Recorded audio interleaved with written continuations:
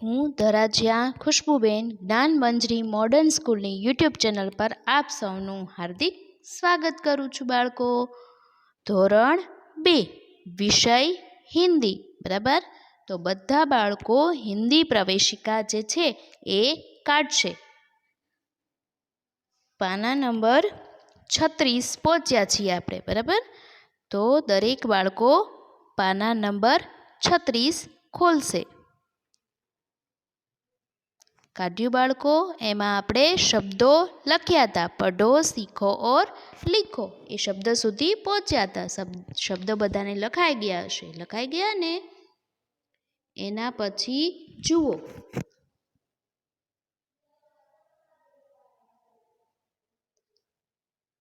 શું છે? એ સે શુरू होने वाले शब्द को राइट करो. એટલે કે એ થી શરૂ થનાર શબ્દને સાચું કરો. બરાબર બાળકો? જો ગોળ ચક્કર આપેલું છે, એમાં ફરતા ફરતા એ વાળા અને બીજા અલગ શબ્દો આપેલા છે, વચ્ચે એ લખેલો છે. તો અહીંયા એકાંતમાં સાચું કરેલું છે, બીજામાં તમારે કરવાનું છે. તો બીજા શબ્દો જુઓ કયા કયા છે? આમ, એશિયા, ફન, એકતારા અને બીજું છે પતંગ. તો આમાં એ થી શરૂ થાય એવા શબ્દો કયા છે? તો કે એશિયા અને એકતારા. તો એકતારા અને એશિયા જ્યાં લખ્યું છે એની સામે ચોરસ કરેલું છે, એમાં સાચું કરો. હું ક્યાં વાત કરું છું સમજાય છે ને બાળકો? જો અહીંયા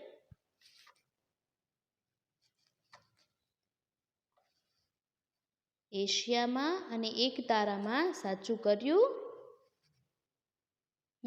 સરસ. હવે ए को तीर की दिशा में पढ़कर शब्द बनाओ. बाजूમાં એ થઈ ગયું. એના પછી એ ને તીરની દિશામાં વાંચીને શબ્દ બનાવવાનો છે.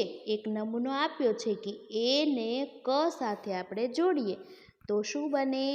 એક. બરાબર?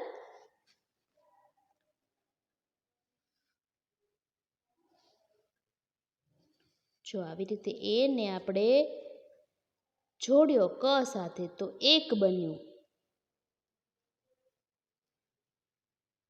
પછી આ એ છે એને આની સાથે વાંચો તો શું થાય? એકતા. તો આપણે અહીંયા લખ્યું એકતા. બરાબર? પછી એવી જ રીતે એ ને ડી સાથે વાંચો તો એ ડી બનશે. શું બનશે? એ ડી.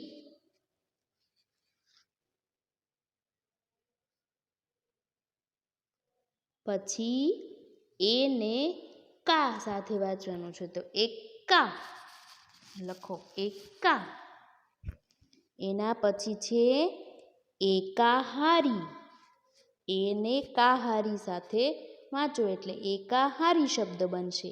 પછી એકાક્ષર. આ તો તમને સરસ આવડે છે અને બહુ મજા પણ આવે છે. મજા આવે છે ને આવું લખવાની? હિન્દી સહેલો વિષય છે એટલે એમાં મજા આવે લખવાની.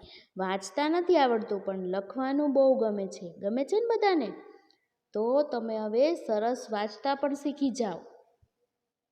ચિત્ર પહેચાન કર નીચે ઉસકા નામ લીખો. એટલે કે ચિત્ર ઓળખીને નીચે તેનું નામ લખો. જો કાઉન્સમાં ઉપર નામ પણ આપેલા છે, પેડ, જલેબી, કેલા અને કરેલા. તો પહેલું ચિત્ર છે એ શેનું છે? શેનું છે પહેલું ચિત્ર? કેલાનું. તો લખો કેલા. પછી શેનું છે? કરેલા. પછી પેડ અને એના પછી બહુ ભાવે એવું તમને જલેબી. બરાબર ને? કારેલું પણ બહુ ભાવે ને? ભાવે કારેલું? કડવું કડવું લાગે તો જલેબી ભાવે. જલેબી ખાવ છો તો કારેલું પણ ખાવું જોઈએ. લખાઈ ગયું. એના પછી સામેના પેજ પર જુઓ 37મા પાના નંબર ઉપર ચિત્ર પહેચાન કર કોષ્ટક ભરો, એટલે કે ચિત્ર ઓળખીને ખાના પૂરવામાં છે. કારેલું આપેલું છે ચિત્રમાં, તો ક લખ્યો છે તો શું લખવાનું છે તમારે? કરેલા. પછી કરેણનું ફૂલ આપેલું છે તો કરેણને હિન્દીમાં કનેર કહેવાય, તો આપણે લખશું કનેર. કરેલા અને કનેર. પછી જે બેન્ચ હોય છે એની આગળ જે હોય છે ને ટેબલ, શિક્ષકો માટેનું જે ટેબલ છે એને શું કહેવાય? મેજ. શું કહેવાય? મેજ.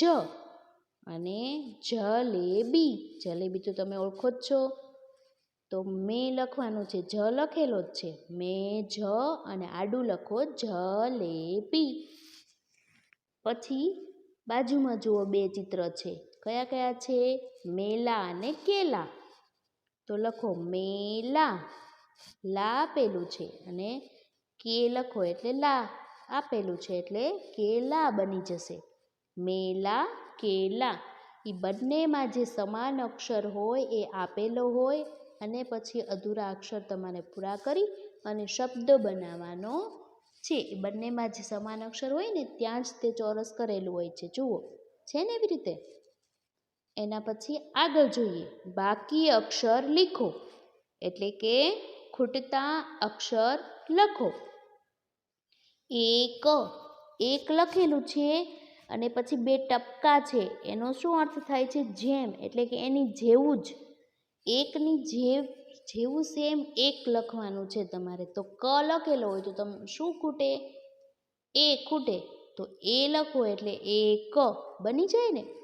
તો આ બાજુ ઠઠેરા લખેલું છે, એની સામે ઠઠેરા લખો. ઠ આપેલો છે, ઠે લખો એટલે ઠઠેરા. એના પછી લેખક, મેઢક, એકાંત, જેબ, પેડ અને સપેરા. એમાં બધામાં એક એક અક્ષર ખૂટે છે, એ તમે લખો એટલે આખો શબ્દ બની જશે.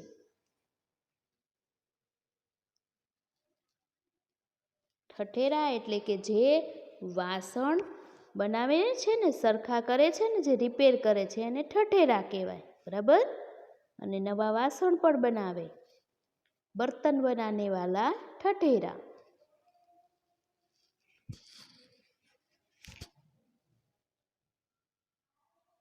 कोष्टक से शब्द चुनकर खाली जगह भरो, એટલે કે કૌંસમાંથી શબ્દ પસંદ કરી ખાલી જગ્યા પૂરો. કૌંસ ઉપર આપેલા છે ઠઠેરા, કરેલા, ઠેલા અને જલેબી. તો ચિત્ર પણ આપેલું છે, જે ખાલી જગ્યાનો જવાબ હોય એ ચિત્ર આપેલું છે. खाली जगह कड़वा होता है.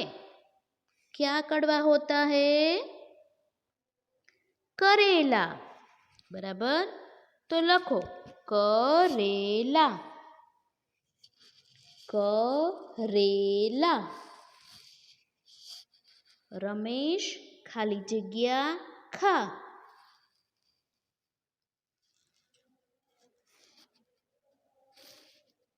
શું આવશે? જલેબી, બરાબર. રમેશ જલેબી ખા.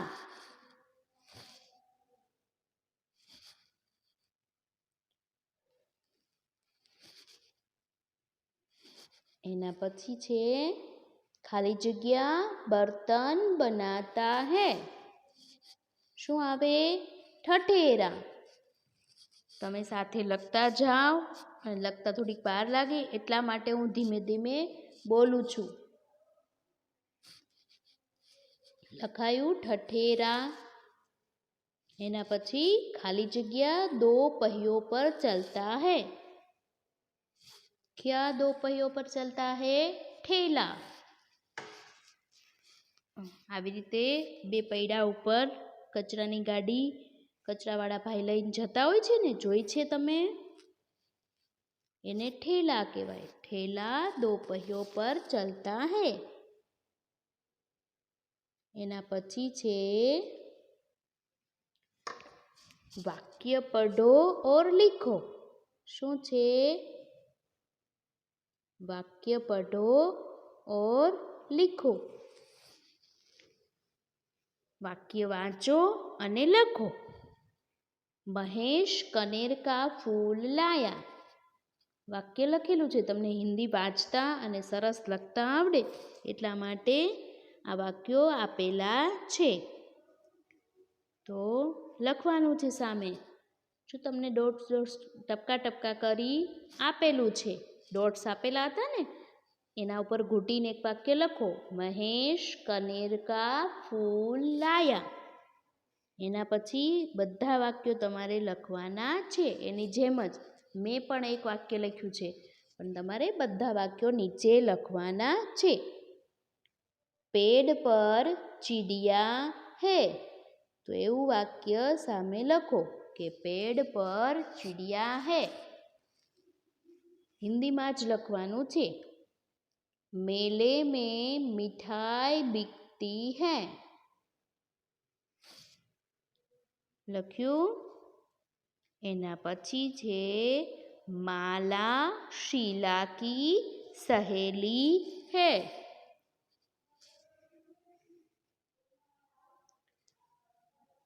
લખાઈ ગયા વાક્યો? સરસ. તો તમારે આ બધા વાક્યો અને બધું સરસ રીતે લખાઈ ગયું હશે. લખાઈ ગયું ને? તો અહીંયા આપણો સ્વર એ પૂરો થાય છે અને સ્વર ઐ પછી આવે છે, બરાબર? તો એ આપણે પછી કરશું. હવે પછીના વિડીયોમાં હું તમને પાકી નોટમાં લખાવીશ, હિન્દીની પાકી નોટમાં. કારણ કે તમને સાથે કક્કો વાંચતા લખતા આવડી જાય, એના વાક્યો અને શબ્દો આવડી જાય, એટલા માટે આપણે પાકી નોટ બનાવશું, બરાબર?